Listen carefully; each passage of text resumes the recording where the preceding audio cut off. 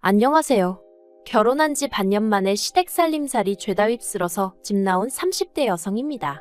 진짜 제 얼굴에 침 뱉기 같을까봐 어디 가서 말도 못했는데 아무래도 결혼 사기를 당한 게 아닌가 싶을 정도로 억울해 죽겠어요. 마음 같아선 진짜 고소라도 하고 싶은데 친정부모님은 그래도 이쯤에서 그만하고 잊어버리는 게 낫다고 고소하고 그쪽에서 질질 끌면 그것도 그것대로 답이 없다며 저를 말리시네요. 진짜 제가 미쳤다고 이 결혼을 왜 했던 건지 생각할수록 분통이 터집니다. 저는 사실 결혼 생각이 없었어요. 대학교를 졸업하자마자 목표하던 회사에 입사를 했는데 회사 생활이 제 적성에 잘 맞았거든요. 그래서 만사 제쳐놓고 회사 생활을 제 생활 1순위다 생각하며 몇 년을 보냈습니다. 다행히 능력도 있었고 나름대로 성과도 인정받아 같이 입사한 동기들에 비해 승진도 빨리 했어요. 커리어우먼의 삶, 바로 제가 꿈꾸던 그런 생활이었죠. 그런데 2년 전 가장 친한 친구가 시집을 가면서 제 나름대로 충격 아닌 충격을 받았습니다. 제 친구도 저 못지않은 일 중독자였고 그래서 솔직히 저처럼 결혼 생각은 없는 줄 알았거든요. 그런데 어느 날 갑자기 연애를 한다고 하더니 1년도 안 돼서 시집까지 간다고 하니까 뭔가 묘한 배신감도 들고 걱정이 되기도 하고 그렇더라고요. 웃기죠? 아무튼 그러고 나서 솔직히 이렇게 살면 안 되겠다 그런 생각이 들대요. 그래서 가까운 몇몇 사람들에게 혹시 주변에 괜찮은 사람, 나랑 어울릴 것 같은 사람이 있으면 소개 좀 시켜달라고 했어요. 당장 결혼하고 싶다, 시집 가고 싶다 그런 건 아니었지만 그래도 연애라도 해볼까 하는 생각이에요. 그리고 다행히 얼마 지나지 않아 소개팅이 정말 줄줄이 잡히기 시작하더라고요. 그땐 솔직히 좀 내가 미쳤지 왜 그런 소리를 하고 다녔을까 싶을 정도였어요. 평일에 빡세게 일하고 주말에 쉬어야 되는데 이게 뭔 일인가 싶었거든요. 그래도 제가 먼저 해달라고 했던 소개팅이라 싫다 소리도 못하고 그렇게 주말이면 도살장 끌려가는 소마냥 소개팅 자리에 나가기 시작했습니다. 그리고 소개팅을 주선해준 지인들에겐 미안한 말이지만 어쩜 그렇게 눈에 들어오는 사람이 하나 없던지 제가 주제에 맞지 않게 눈이 높았던 걸 수도 있고요. 아무튼 시간이 갈수록 정말 후회막심이었어요. 내가 귀한 주말에 왜 이러고 있나 싶은 게. 그래서 더는 안 되겠다 못하겠다 싶어서 8번째 소개팅을 하던 날 오늘도 허탕치면 연애고 나발이고 포기라고 마음을 먹었었거든요. 그런데 바로 그날 남편을 만나게 되었네요. 약속 장소에 나가니 한눈에 봐도 긴장한 듯한 남편이 먼저 도착해 저를 기다리고 있었습니다. 그리고 저는 이미 앞서 여러 번의 소개팅을 했던 탓에 어떤 대화가 오가게 될지 예상하며 제 나름대로 남편을 이리저리 재보느라 정신이 없었고요. 그런데 남편이 대화를 끌어나가는 방식은 앞선 사람들하고는 전혀 달랐어요. 예측할 수 없었고 재미도 있었죠. 그리고 다행히 남편도 제가 마음에 들었는지 헤어지면서 바로 다음엔 언제 보겠냐며 자연스럽게 약속을 잡는데 그냥 그런 능글맞은 성격도 마음에 들었네요. 이후로 저희는 한 달 가까운 시간 동안 서로를 알아가는데 집중했어요. 남편은 저보다 2살이 많았고 이미 34이라는 적지 않은 나이였기에 결혼을 전제로 한 연애 상대를 찾고 있다고 했죠. 그리고 지금 돌이켜 생각해보면 제 눈에 콩깍지가 단단히 씌어있긴 했는지 저는 사실 결혼 상대를 찾고 있던 건 아닌데 저도 모르게 저도 그렇다고 했답니다. 그래서 저희는 연애를 시작했고 말이 씨가 된다더니 정말 1년 만에 결혼까지 약속하게 되었다니까요. 그런데 남편에게 프로포즈를 받고 처음 시댁에 인사를 드리러 갔던 날 저는 생각지도 못한 이야기를 듣게 되었습니다. 아버님이 하시는 말씀이 지금 저희가 결혼을 하면 금전적으로는 한 푼도 지원해 주실 수 없다고 하셨거든요. 아버님 말씀으로는 아들이 그러니까 저희 남편이 이렇게 갑자기 결혼하겠다고 나올 줄 몰랐기에 당신이 준비를 해놓을 수가 없었다며 결혼식을 1년 정도 미루던가 아니면 저희 둘이 알아서 신혼집을 마련해라 하셨죠. 그리고 까놓고 저희가 아버님께 돈을 맡겨놓은 것도 아니고 아예 안 해주신다는 것도 아닌데 제가 뭐라고 이러쿵저러쿵 싫다 좋다 소리를 할 수 있었겠어요? 그래서 남편에게 어떻게 하면 좋겠냐, 결혼을 1년 미루는 게 좋겠냐고 물었습니다. 그런데 남편은 그건 절대 싫다고 아주 방방 뛰더라고요. 한시라도 빨리 결혼해서 우리 닮은 아들 딸 하나씩 낳아서 안정적인 가정을 꾸리고 싶다 그런 이유를 대면서요. 그리고 저도 남편과 비슷한 생각이었어요. 조금이라도 젊고 예쁠 때 웨딩드레스도 입고 싶었고 어떻게 들릴지 모르겠지만 학부모들 사이에 제가 제일 나이 많은 엄마가 되고 싶진 않았거든요. 저랑 저희 친정어머니가 그렇듯 저도 제 자녀와 가깝게 지내고 싶었고요. 그래서 결국 남편과 저는 양가의 도움은 받지 않고 서로가 모아둔 돈과 대출을 받아 신혼살림을 꾸리기로 결정을 내렸습니다. 그런데 이 소식을 양가에 전하니 별 말씀 없이 저희의 결정을 존중해 주시겠다 하신 친정부모님과 달리 시부모님께서 노발대발 난리도 아니셨습니다. 젊은 것들이 벌써부터 남의 돈 무서운지 모른다면서 어떻게 대출받을 생각을 하느냐고요. 그리고는 능력이 안 되면 반지하고지하고 그런 데를 알아봐야지 벌써부터 겉멋만 들어서 남들 하는 건 다 하고 살려고 그러냐. 솔직히 시부모님 말씀이 아예 틀린 것은 아니었지만 그래도 서운하고 섭섭하대요. 아무튼 시부모님께선 크게 화를 내시며 대출을 받으면 부모 자식 간의 연은 끊는 거라고 엄포를 놓으셨고 남편은 남편대로 그럼 어떡하라는 거냐며 속상해하고 그러다 나온 이야기가 합가였어요. 결혼 이야기가 막 오가기 시작했을 무렵 남편이랑 이런저런 이야기를 나누다 부모님들은 어떤 분들이냐 뭐 그런 이야기를 나눈 적이 있어요. 그리고 그때 남편이 말하길 자기는 시부모님 특히나 아버님과 사이가 좋은 편이 아니라고 했습니다. 어려서부터 아버님이 워낙 엄하게 남편을 대하셔서 아버님이 늘 무서웠다고요. 그리고 아버님은 걸핏하면 성적을 이유로 남편을 때리고 때때론 집에서 내쫓기까지 하셨답니다. 내가 너까지 것 때문에 얼마나 희생을 하는 줄 아냐? 내가 어떤 고생을 해서 돈을 버는데 그 돈으로 이까지 거밖에 못하냐? 어린아들을 상대로 온갖 막말을 퍼부으셨던 거죠. 게다가 어머님이 평생 전업주부셨기에 금전적인 부분에 있어서는 아버님께 전적으로 의지하시던 상황이었고 그렇다 보니 어머님도 아버님으로부터 어린 남편을 지켜주지 못하셨다대요. 그리고 그때 생긴 마음의 상처는 어른이 돼서도 쉽게 사라지지 않는다며 자긴 나중에 애 낳으면 말 한마디 조심해서 할 거라 했는데 그런 남편의 속을 모르시는 건지 시부모님이 합가 얘기를 꺼내셨으니 좀 황당했죠. 그런데 더 황당한 건 남편이 그 합가 제안에 솔깃한 눈치였다는 거예요. 사실 시부모님께서 내거신 조건은 아주 나쁘진 않았어요. 3년 동안 합가를 하는데 생활비는 받지 않겠다. 몸만 들어오면 된다. 이거저거 돈 나갈 일도 없을 거고 그러니 알뜰살뜰 돈만 모아서 나가면 될 거다. 솔직히 듣기만 했을 땐 저희로선 전혀 손해볼 게 없는 듯 했죠. 하지만 그럼에도 불구하고 솔직히 저는 내키지 않았어요. 아버님과 남편 사이를 떠나서 저도 나름대로 신혼에 대한 환상이라고 해야 할지 꿈이라고 해야 할지 아무튼 기대하던 바가 있었으니까요. 하지만 시부모님과 남편이 양쪽에서 계속 저를 설득하려 들었고 결국 제가 졌어요. 신혼의 단꿈도 좋지만 현실적인 상황을 모른 척할 수는 없었거든요. 그리고 친정에서도 시댁에서 나름대로 배려를 해주시는 거니 무조건 싫다고만 할 게 아니라고 하셔서 그래서 그래 눈 딱 감고 3년 동안 돈 모아서 나오자는 생각으로 알겠다 했네요. 그래서 저희는 올해 늦은 봄 결혼식을 올렸고 그렇게 부부의 연을 맺었습니다. 시댁에 들어가 살기로 한 이상 남편이 쓰던 가구 중 몇 개만 새 걸로 바꾸고 나머지는 할 게 없었거든요.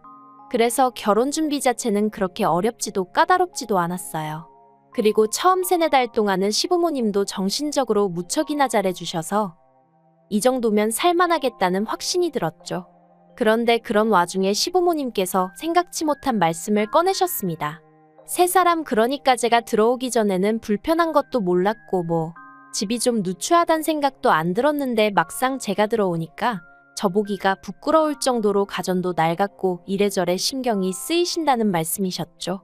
그래서 냉장고며 TV며 기존에 쓰시던 가전제품들을 새로 바꿨으면 좋겠다. 그리고 심지어 제 수고를 덜어주시겠다며 세탁기도 바꾸고 건조기도 하나 들여놓으면 좋겠다. 그런데 몇 날 며칠을 했으면 좋겠다고만 말씀하시지 도통 행동에 옮기질 않으셔서 왜 그러시나 했더니 제 이야기를 들으신 친정어머니가 하시는 말씀이 저더러 맹추라며 말 뜻을 모르겠냐 너더러 바꾸라는 거다 그러시는 거예요. 순간망치로 머리를 한 대 맞은 듯 얼떨떨하더라니까요. 그리고 얼마 지나지 않아 어쨌든 그 당시까진 시부모님이 저에게 무척이나 잘해주셨고 친정어머니도 그 사실을 알고 계셨기 때문인지 친정어머니께선 2천만 원을 줄 테니 그 돈으로 가전제품을 바꾸라셨습니다.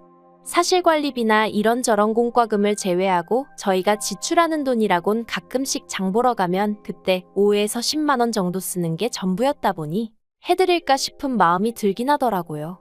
그리고 저도 어차피 같이 쓸 거고 그 정도 하면 나름대로 시댁에서 제 체면이 설 것 같기도 했죠. 그래서 친정어머니께 받은 돈으로 시부모님이 원하시는 냉장고, TV, 세탁기, 건조기 등등을 장만했네요. 그런데 위에 나열한 제품들이 집에 배달되고 한 달도 되지 않아 아버님이 저희더러 나가라셨습니다. 저희가 싸가지가 없어서 같이 못 살겠다면서요. 그리고 그 싸가지 없다는 말의 이유가 저희가 둘 다 회사 일로 바빠 결혼식 직후 바로 신혼여행을 떠나지는 못했었거든요. 그러다 이제 좀 상황이 정리가 되어서 뉴욕 여행을 계획했는데 시부모님 특히나 아버님께서 계속 딴지를 거셨습니다. 그런데 가서 뭘 먹으려고 그러냐, 거기 치안이 어떻냐, 볼 때마다 이건 뭐 가지 말라는 건지 싫은 소리를 해대시니 결국 듣다 못한 남편이 아버님더러 저희가 알아서 하겠다고 한마디 했거든요. 그랬더니 아버님께서 말이라도 지부모한테 같이 가자 소리를 안 했다고, 그래서 저희가 싸가지가 없는 거라고요. 분명히 신혼여행이라고 말씀까지 드렸는데 그걸 저희가 시부모님한테 같이 가자고 했어야 하는 거라는 게 말이 안 된다 싶었죠. 그런데 이 일로 저희 아버님께서는 영까지 끊자 소리를 하시면서 저희더러 마음에 안 든다고 나가라셨습니다. 하루빨리 짐 싸들고 당신 눈앞에서 꺼지라고요. 처음에는 그래도 아버님을 이해해 보려고 했어요. 그래서 제가 원래 그렇게 곰살맞은 성격이 아님에도 불구하고 아버님께 화푸시라며 애교도 부려보고 그랬거든요. 그런데 아버님이 저를 무슨 투명인간 보듯이 하시고 요즘 말로 정말 개무시를 하고 지나가시는 일이 반복되니까 저라고 기분이 좋을 리가 없었죠. 그래서 제가 어머님께도 도움을 요청했습니다. 어머님이 아버님과 저희 사이에서 중재를 좀 해주시면 안 되겠냐고요. 그런데 어머님은 정말 말 그대로 나 몰라라 하시면서 너희가 잘못한 거니 너희가 알아서 해라, 나도 중간에서 불편해 미치겠다는 말씀만 하시더라고요. 그리고 저도 사람인데 계속해서 싫은 소리 듣고 거절당하고 그러니까 소위 빈정이 상하더라고요. 정말 마음이 너무 상해서 내가 왜 이래야 하지 싶었어요. 막말로 내가 잘못한 것도 없는데 왜 아버님 비위를 맞춰드리느라 안 받아도 되는 스트레스를 받아야 하나 싶은 게, 그래서 남편한테 그냥 나가자고 했더니 남편이 제 눈치를 살살 보면서 조금만 기다려보래요. 자기가 아버님한테 싹싹 빌어서라도 여기서 지낼 수 있게 해보겠다고요. 그런데 저는 그렇게까지 아버님 어머님하고 같이 살고 싶진 않았거든요. 이렇게 표현하자니 그렇지만 그거 돈 몇 푼 모으자고 매번 별것도 아닌 일로 역성 내시고 영 끊자 소리 하시는 분들한테 머리 조아려가며 비위 맞춰가며 그렇게 살고 싶지 않았어요. 그래서 남편한테 그럴 필요 없다, 나는 마음 정했다, 아버님 말씀대로 나가 살겠다 했습니다. 그랬더니 남편이 저더러 가족끼리 같이 살다 보면 큰 소리도 좀 날 수도 있고 그런 거지, 저도 며느리가 돼서는 대번에 나가겠다 하는 게 말이 되냐면서 자기는 평생 이거보다 더한 소리도 듣고 살았는데 저는 겨우 한 번이고 처음이지 않냐고, 근데 그걸 못 견디냐는 거예요. 많이 황당했어요. 막말로 자기야 아버님 자식이니까 피할래야 피할 수가 없어서 그렇게 당하고 살았는진 몰라도 저는 제가 왜요? 제가 왜 그런 수모를 겪으며 살아야 하냐는 거죠. 그래서 남편더러 평생 당하고 산 당신이나 앞으로도 계속 참으면서 살던지 하라고, 나는 그렇게는 못 산다 했습니다.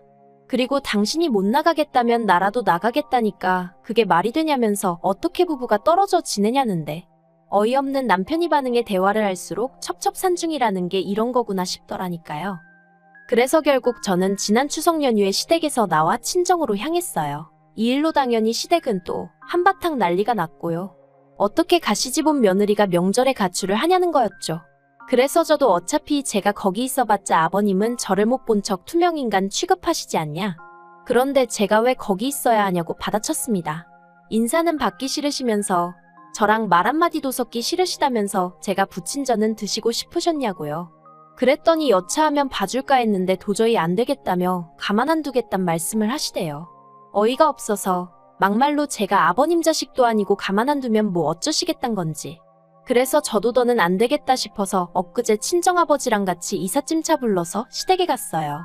다행히 현관 비밀번호라던가 그런 건 그대로였고 어머님 아버님도 안 계시길래 저희 친정어머니가 사주신 가전제품들하고 제 물건 싹 다 챙겨서 나왔네요.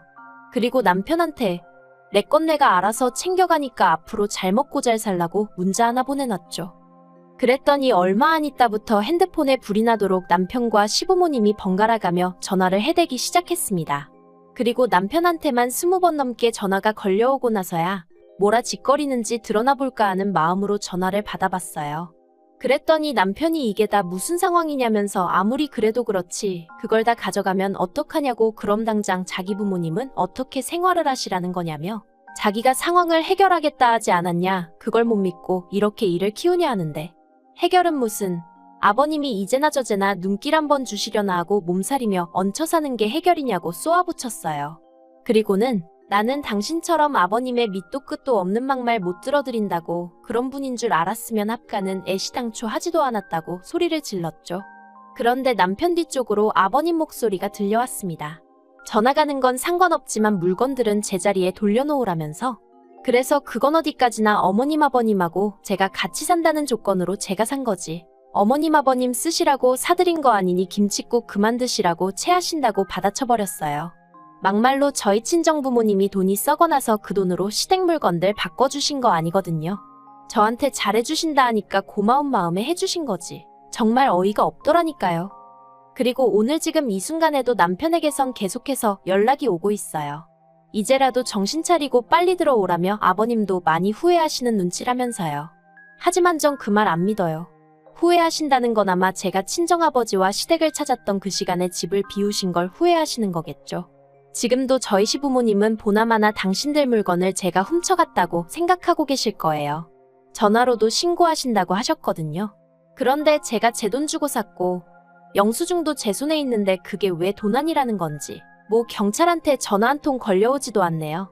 저도 이래저래 벼르고 있어서 경찰한테 전화 한번 오면 좋겠는데 말이에요. 아무튼 결혼한 지 반년 만에 참으로 남사스럽게 이게 무슨 일인가 싶어요. 이혼이야 뭐 그놈의 청약 덕분에 혼인신고를 안 해서 그냥 일이 돌아서니 남남이 되어버려 다행이다 싶기도 하고 진짜 퍼붓고 싶은 말이 산더미인데 경황이 없어서 다 못하고 나온 게 한스러울 뿐입니다. 똥이 무서워서 피하는 게 아니라 더러워서 피한다는 말 정말 딱 제 기분이라니까요.